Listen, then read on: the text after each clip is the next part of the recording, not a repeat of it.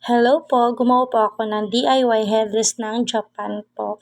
Yan po, simplihang DIY lang po siya na pang headrest po. At least meron pong headrest po sa ulo.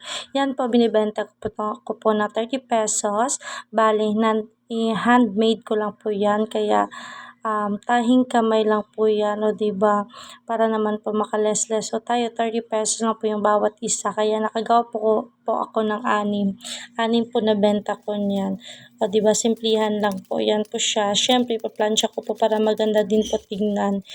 O diba, at least worth it po ang makakabili kasi naplansya na po yan. Para yung mga gusot-gusot, o diba?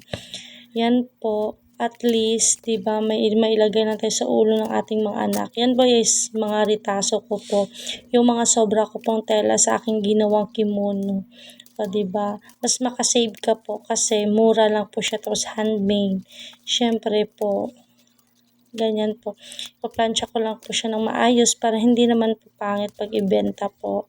Di ba? Yan po, binaliktad-baliktad ko po yung pagplansya. Tapos yung pagplansya po siya, medyo low lang po yung heat niya para hindi po siya masunog yung tela. Kasi yung tela is Jenna cloth at saka silk po siya. Kaya kailangan din po na plansya ng plansya. Dandahan lang po. Yan na po, patapos na po ako. 6 po yung giplansya ko lahat. 6 din po ibibenta ko. I'm done. Thank you po.